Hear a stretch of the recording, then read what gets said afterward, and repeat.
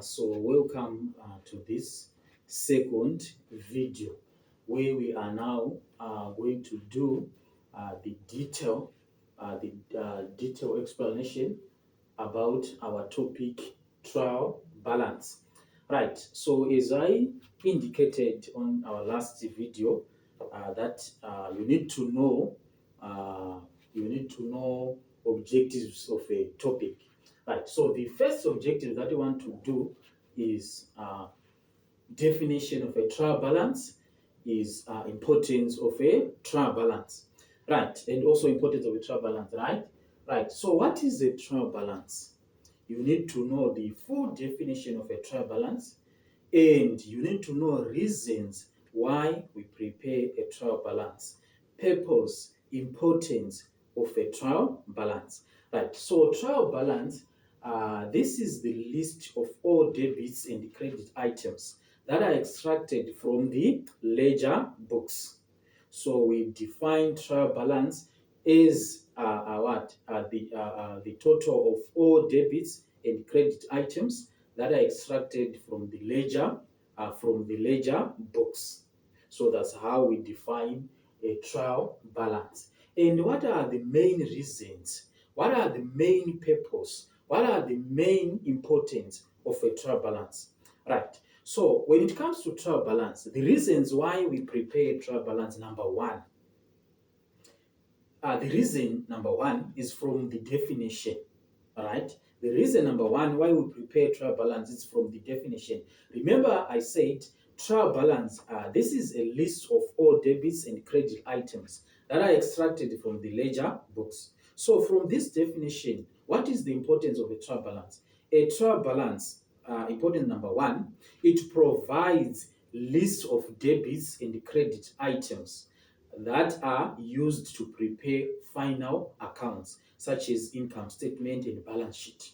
So that's the first importance. Trial balance, it provides list of debits and credit items that are used to prepare final accounts, such as income statement and the balance sheet. So that's reason number one. Then reason number two, the reason why we prepare a trial balance. A trial balance is used as a source document during the preparation of final accounts, such as income statement and balance sheet. In other words, we are saying when we prepare income statement, you are going to see when you start to do income statement, you are going to see when you start to do balance sheet. We'll be referring the information from the trial balance. So in other words, the importance of a trial balance, it acts as a source document in the preparation of final accounts. Right? Then reason number three, the reasons why we prepare the trial balance, or the importance or the purpose of a trial balance. Number three, trial balance is used to correct errors. Trial balance is used to correct errors in the books of junior accountants. So that's the reason, that's the importance, number three. Then importance number four, trial balance is used to check whether the double entry system was done correctly. Right?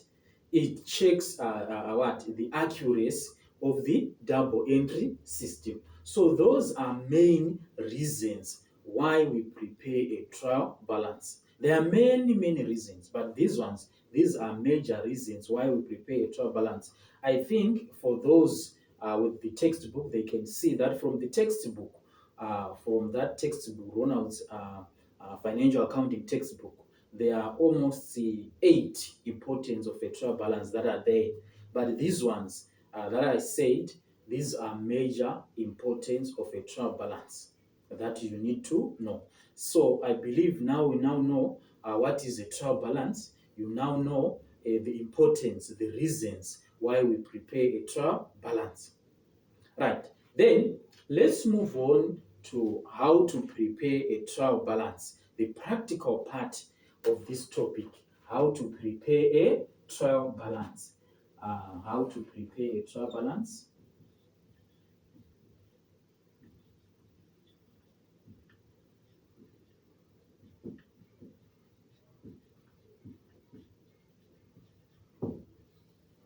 Right.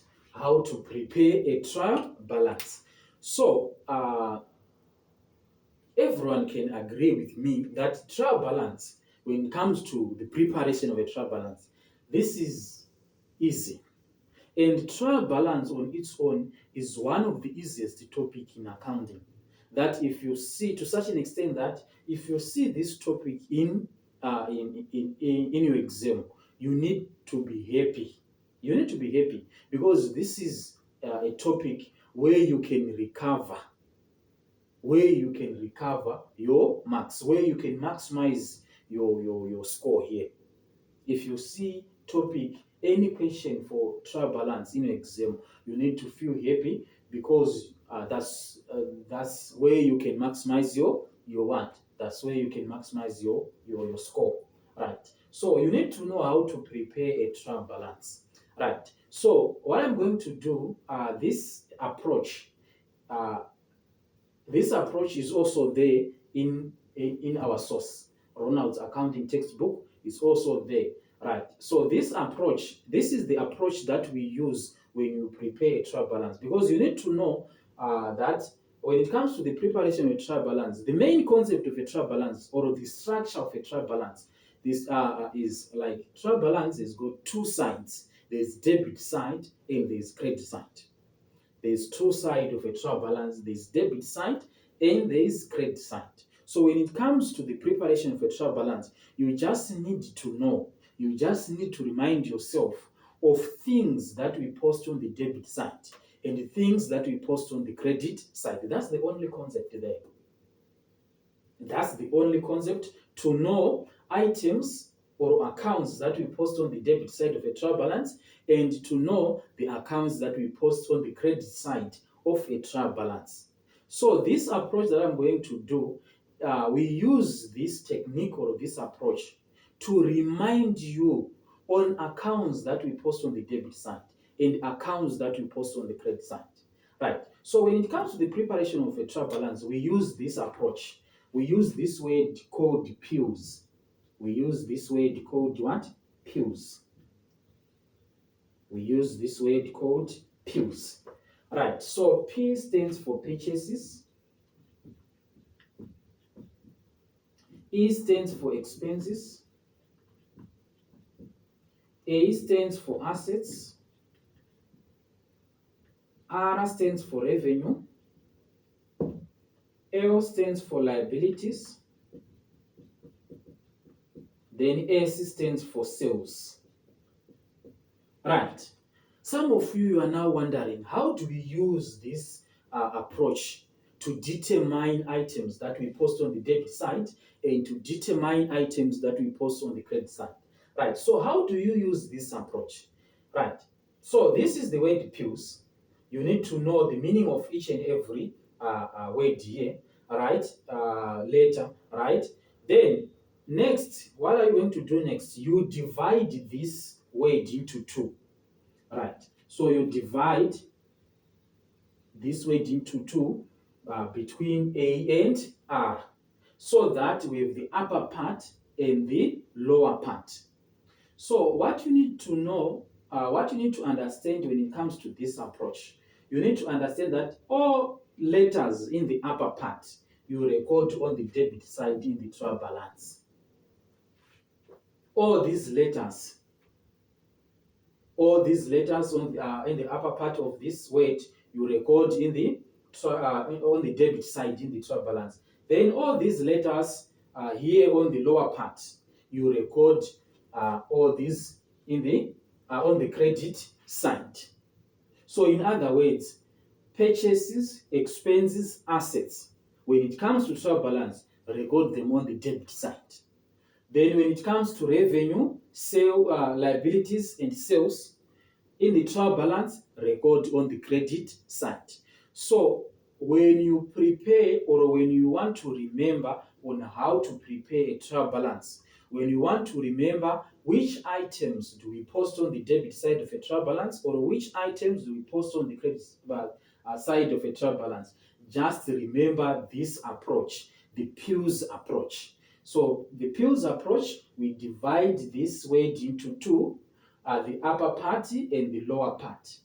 From P to A, we record these on the debit side. From R to S, we record these on the credit side. But the main challenge now with kids nowadays, they are lacking the foundation of a the foundation of accounting.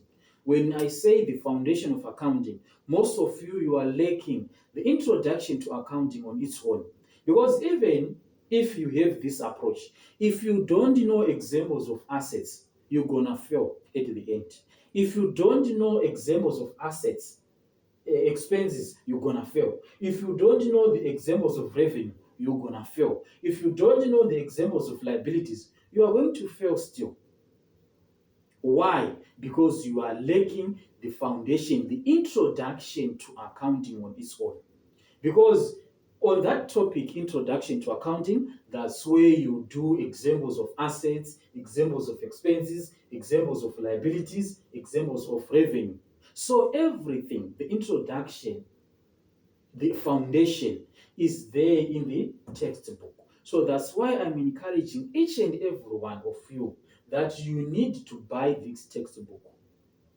For the PDF one, it's 500 rands, which is what? Which is $25.